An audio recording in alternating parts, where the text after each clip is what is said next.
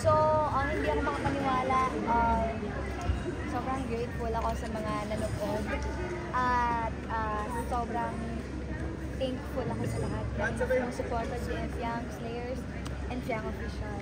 Ayan. Ano po? Fiang, what's your preparation for tonight's concert?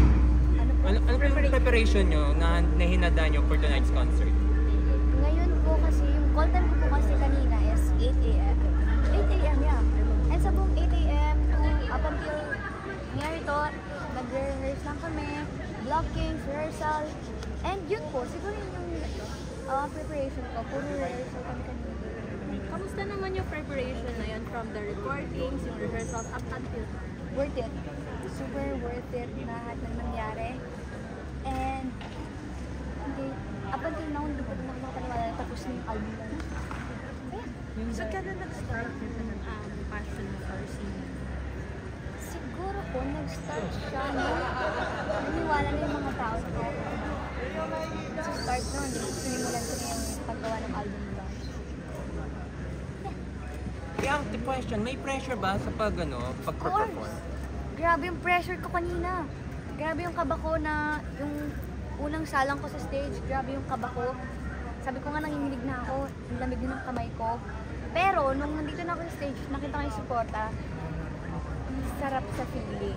And ginawa ko na lang motivation yung kaba niya. Fiang, question din, ano masasabi mo sa fans mo na talagang sobrang energetic? Ayan. Tulad nga ng sabi ko, sobrang grateful ako. Sobrang thankful ako sa kanila. And hindi fans yung tulong ko sa kanila, kaibigan na. Kasi magkakausap kami ng tuwing gabi. And sobrang lagi ako nagpapasalamat sa kanila sa mga ginagawa nila for me. And sana, kasama ko sila hanggang dulo, di ba? Naniniwala po ba kayo na ganito karami nagmamahal sa inyo? Kasi meron pang fans dito, meron pang bahay. Nagtatrend pa po kayo. Tulad nga po ng sabi ko, hindi ako makapaniwala na ganito pala madami nagmamahal sa akin. Umabot sa meron ako ng album launch. And sobrang ang saya-saya lang. Fiang, for your album launch, si Regine Velasquez naman ang isa sa mga guests mo. Anong masasabi mo doon? It's such an honor po no, na matanggap ni Miss Reg yung pag-invite namin sa kanya para makapag-perform here sa aking first ever album launch. And grabe yung feeling. Kanina nga po tinanong ako kung saan ako mas kinakabahan mag-perform or i-interviewin si Miss Reg. Ang sinagot ko, interviewin si Miss Reg. Kasi diba grabe, idol ng lahat. It's Miss Regine Velasquez Alcacid. So, grabe yung kaba ko. Pero grabe, it's such an honor din na nakasama ko sa entablado si Miss Reg. No. First time po ako makita ng tatay ko na ganun yung sayaw. So, and first time niya din ako makita mag-perform. So, memorable na lang. Busy siya dito sa No. Actually, kakawin niya lang po kayo ng 4 p.m. Kasi galing pa siyang ibang bansa. Umuwi lang po siya talaga dito. And sinama niya po pa mga friends niya. Yeah, para makapanood. Kasi niyo po pala ni JM upcoming yung project. So, meron po ba kayong parang teaser? Naku, wala pa po eh. Kasi bawal pa pong papagalitan tayo. Abangan nyo na lang. So, kanina habang nag-perform kayo ni JM, what are you thinking or ano yung nag-perform? Kilig. Hindi. Siguro, nature na namin dalawa ni JM na ganun eh. Very comfortable.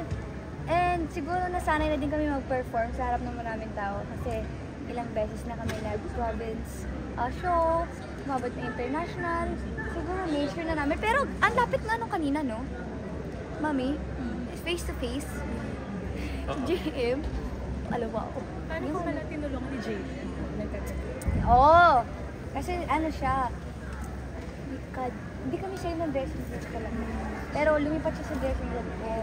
Kasi may mga ibang tao daw sa dressing room niya. And may kasama din kasi siya sa dressing room niya. Madaming tao. So lumipat siya sa dressing room ko. And then, lumapit ako sa kanya. Sabi ko, kinakabahan siya. Sabi niya, basta kakabahan. Kaya mo yan. Andito na nga yung mga tao, tapos hindi ka makakabahan. Pinapalakas mo yun talaga yung dressing room. Na-highlight din yung singsay. Sino pa nagbigay sa'yo? Ha? Ng singsay. Kasi may singsing din si JM na pinakita kanina. Meron ba? Yeah. talaga? Nakita mo rin kanina yung sing-sing. Sing-sing ko po. What's the reason? Last 4 na lang po. Nakikita kayo sweet. What's the ano po? Oh my God! Last na question na to, no? Last 4. Last 4! Next question po. Pero last 2. Yang i-describe mo tong album launch mo na to in one. Ano yun and bakit? Memorable. Talking about memorable. One word ba yun? Yes. Talking about memorable, sa lahat ng segment kanina, ang daming surprises. Ano yung pinaka-memorable for you and bakit? Siguro, pwede top 3. Go yung pinaka. Number 1, Kilometro. Pangalawa, Tayo Hanggang Dulo. Pangatlo is Crazy in Love. Why Kilometro? Kasi nung pina-perform ko siya, feeling ko, akin yung stage. And super, nung time na sinasayaw ko lang siya, nag-enjoy lang ako, wala akong pakialam sa mga tao. Grabe sa walang pakialam. Hindi, I mean, you know, pinifeel ko lang yung self ko. And Tayo Hanggang Dulo kasi, ngayon ko lang na-realize, grabe lapit pala. Pinapanood ko, grabe siya. Pero ngayon, tulad niya sabi ko, siguro nature na din namin. Kasi nasanay na kami. Crazy in Love, first time ko magsayaw ng ganon at first time na makita ng mga tao magsayaw ng ganon klaseng sayaw. So, memorable siya.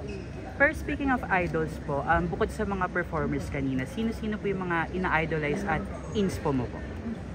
Inspo? Madami akong inspo and madami akong ina-idolize. Hindi ko sila maisa-isa. Pero, of course, isa na dun si Miss Reg. And thankful ako sa, na-appreciate ko talaga yung message ni Miss Reg kanina sa akin. Kasi, binasbasan niya ako. Hala, binasbasan niya ako. Grabe yung tiwala sa akin ni Miss Reg. Pinupush niya ako. Kaya mo yan, konti practice pa, magiging magaling kang singer soon. Ano siguro talaga ni Miss Reg? So kung magduduwit kayo Last ni Miss question Reg, na po. Last question na ano po. yung Last kakantayin question. niyo? Wherever you are. Yes. Abangan namin yan sa class. Tuloy-tuloy na ba yung singing career? Pwede ka naman Malalaman namin natin. tawagin si Yang, what line sa song mo nagde-describe sa buhay mo ngayon? What song? What line from your song? For my song? Ano ba yung lyrics? Wait lang. Sagutin ko po yan sa comment pag nakita ko po itong video na to dahil ang dami pong lyrics to, hindi ko na po Pero what maisa-isa. song na lang siya? Siguro, Kaya Mo Ba? Kasi lagi kong tinatanong din sarili kung kaya ko ba itong gawin? Kaya ko ba ito? Kaya ko ba ito? So, Thank you po. Okay na po. And kinaya ko. Congratulations. Thank you!